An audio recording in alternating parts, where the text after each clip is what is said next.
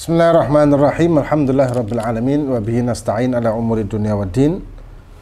Shalatu wassalamu ala asyrafil anbiya'i wal mursalin sayyidina wa maulana Muhammad khataman nabiyyin wa ala alihi wa sahbihi ajma'in, amma ba'du. Alhamdulillah,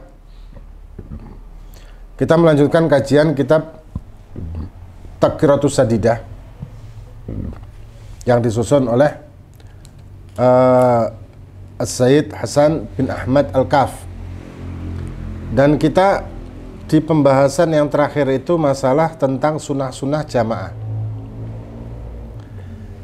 kesunahan-kesunahan di waktu kita sholat jamaah. Sekarang kita membahas makruhatul jamaah. Ya, makruh-makruhnya jamaah itu apa aja?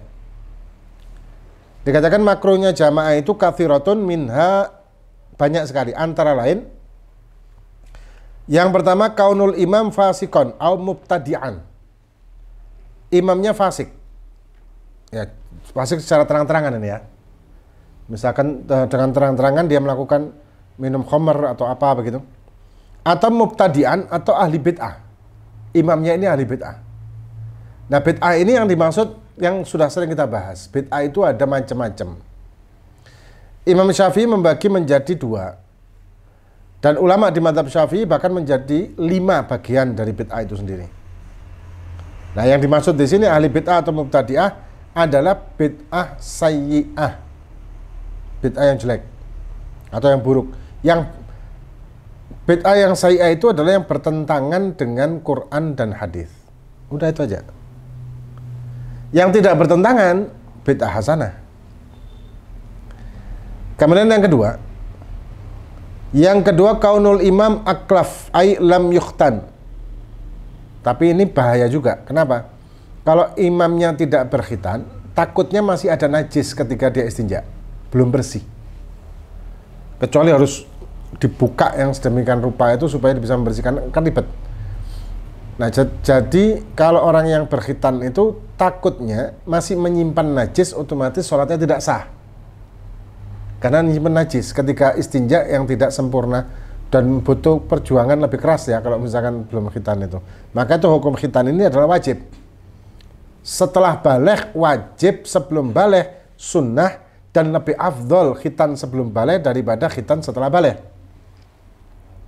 Lebih afdol yang sunnah malah. Kemudian yang ketiga kaunul imam tam-taman au fa-fa'a au wa-wa'a. Maksudnya apa? Ayyukarriru harfat ta' awil fa'i awil wa'i aw ghairiha. Gagap. Imam gagap ini makruh. Ya, mengulang apa? Satu huruf gitu, mengulang satu huruf diulang-ulang. Ya, gagap itu gagap. Gagap ini makruh ketika menjadi imam. Kemudian yang keempat, iqamatu jamaah fi masjidin lahu imamun ratibun walam yakhsha fautu fadilatin awal waktu. Mendirikan jamaah di satu masjid, yang di masjid ini sebetulnya ada imam tetap dan tidak mepet waktu fadilah. Jadi tidak nunggu imam ratibnya, tidak menunggu imam tetapnya. Ini makruh. Bahkan juga mendirikan jamaah ketika ada jamaah lagi berlangsung di satu masjid, ini makruh. Bahkan kadang-kadang tidak jarang ada juga masjid yang gede, jamaah masih berlangsung di yang utama, ada rombongan datang di belakang bikin jamaah sendiri, sedangkan yang di depan belum selesai. Ini makruh. Ya, melakukan jamaah di satu masjid, sedangkan jamaah yang satunya belum selesai. Kemudian dikatakan lagi, yang kelima sekarang ya. Yang kelima, i'wijaju shaf, tidak lurus shafnya. Wa adamu ikmali ma qablahu, dan tidak sempurna yang di depannya. Ma qablahu, bukan qablahu, qablahu. Tidak sempurna yang di depannya, maksudnya masih kosong. Ini makruh. Shafnya tidak lurus, ini makruh. Kemudian ada orang yang di belakang, maksudnya shaf depan itu masih kosong untuk 1-2 orang, tapi yang di belakang soft kedua tidak maju, ini makruh nanti. Jatuhnya makruh nanti itu. Yang soft belakang itu jadi makruh karena dia bisa di depan. Harusnya soft depan itu dipenuhi dulu, setelah penuh baru soft ke belakang. baru merapat di soft yang kedua dan selanjutnya dan selanjutnya. Kemudian inqita' soft, memotong soft, ini juga makruh. Memotong soft. Kecuali kayak kemarin itu, yang kita harus apa? Renggang-renggang 1 meter itu, apa namanya? Physical distancing. Jadi 1 meter, jaraknya 1 meter antara makmum satu dengan satu yang lain. Nah ini kalau memang keharusan, karena kalau kita tidak melakukan itu akan kena sanksi dari pemerintah, maka ya tidak makruh jatuhnya, nggak makruh. Tapi kalau tanpa sebab kita renggang-renggang seperti itu makruh. Kemudian yang ketujuh, musawatul imami fil mauqif, menyamai imam. Waktu berdirinya imam kita sama sejajar dengan imam, ini makruh. Karena rawan batal juga. Karena kalau kita tumit ya, kalau berdiri itu kan dilihat dari tumit. Tumitnya makmum tidak boleh melebihi tumitnya imam. Kalau tumitnya makmum melebihi sedikit dari tumitnya imam, maka batal jamaahnya si makmum ini.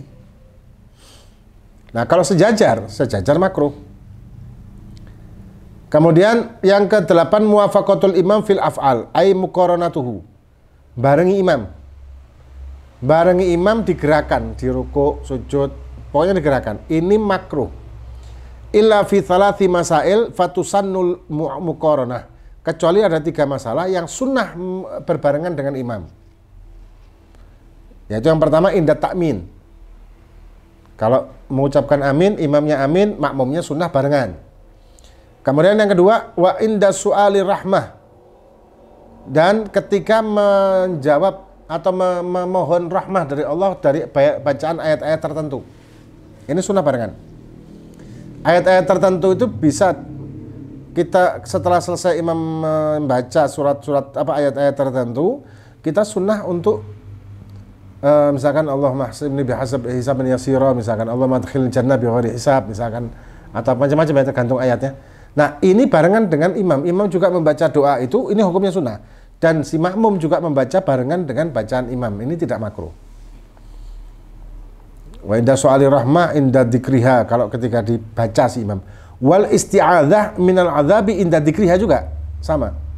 Jadi soal rahmah, memohonkan rahmat dari Allah, dan juga berta'awud, mohon pelindungan dari Allah SWT. Ya, seperti ayat-ayat tertentu. Wa fi tsana'i fil qunuti inda qaulil imam fa innaka taqdi wa la yuqda 'alaik. Dan di waktu imam membaca qunut subuh setelah doa. Karena qunut subuh itu terbagi menjadi 3. Ada doa Allahumma hdina, itu doa. Kemudian wa innaka atau fa innaka taqdi wa la yuqda 'alaik, itu tsana namanya, bukan doa. Nah, waktu tsana ini bukan diaminkan, tapi imam membaca tsana itu, makmum ngikut baca tsana juga. Dan tidak mengaminkan. Ya wala yuqda 'alaik wa inna terus sampai akhir. Kemudian wassalatu munfaridan anis shaf, salat sendirian dari shaf, termasuk salat shaf kedua misalkan. Shaf kedua ini juga kalau dia sendirian ini makruh. Maka itu ada namanya ahkamul jar. Ahkamul jar itu dia menarik orang yang ada di depannya untuk menemani dia di shaf kedua. Ya, menemani dia di shaf kedua, maka ini hukumnya boleh, jaiz. Supaya dia tidak sendirian di shaf kedua. Kalau dia sendirian di shaf kedua makruh. Kemudian yang ke-10, irtifa'ul makmum 'anil imam wal aksu li ghairi hajatin. Posisi makmum lebih tinggi dari posisi imam atau sebaliknya. Kecuali memang diperuntukkan posisi seperti itu supaya makmum bisa melihat imam. Makmum di shaf yang di belakang bisa melihat posisi imam. Itu boleh. Kalau tidak maka hukumnya makruh. Kemudian kaunul imam lahnan la yughayyirul ma'na. Makruh hukumnya ketika imam ini bacaannya Fatihahnya ini apa ya? Panjang pendeknya itu ada perubahan tapi tidak merubah makna. yang tidak merubah makna. Jadi tidak batal Fatihahnya, memang tidak membatalkan Fatihah. Kan ada lahan yang membatalkan Fatihah, ini sudah kita bahas dulu. Ada yang tidak membatalkan Fatihah. Yang merubah makna itu membatalkan Fatihah, yang tidak merubah makna itu tidak membatalkan Fatihah. Dan ini sudah kita perjelas waktu di rukun sholat ya, waktu di awal. Kemudian at-tabligh li ghairi hajatin. Tabligh ini mubaligh yang kayak kita dengar di Mekah itu biasanya imamnya mengucapkan Allahu Akbar, kemudian ada suara lagi Allahu Akbar, itu namanya mubaligh. Nah, mubaligh ini sunnah ketika tidak ada mikrofon. Tapi kalau sudah ada mikrofon dan dengar makmum sampai ke belakang, maka mubaligh ini tidak perlu. Kecuali tidak ada mic atau suaranya kecil dan kemungkinan soft-soft di belakang nggak kedengeran, maka ada mubaligh itu sunnah. Ya, mubaligh itu semacam mikrofon tapi manusia gitu lah. Nah, kalau sudah ada mikrofon, maka tidak lagi disunahkan. Yang ke-13, idza zada ma bainal imam wal ma'mum aktsar min 3 adra' meter wa nisf takriban. Dan yang terakhir, kalau misalkan imam dan makmum itu melebihi dari 3 dhira' atau sekitar 1,5 meter posisinya, ini makruh. Dihitung dari mana? Dari tumit. Tumitnya makmum melebihi tumitnya imam, jaraknya antara tumit makmum dan imam lebih dari 1,5 meter, hukumnya makruh. Kalau enggak, enggak masalah. Sunnah 1,5 meter atau kurang. Maksimal 1,5 meter itu maksimal. Dihitung dari tumitnya makmum dengan tumitnya si imam. Sajadahan lah, satu sajadah itu.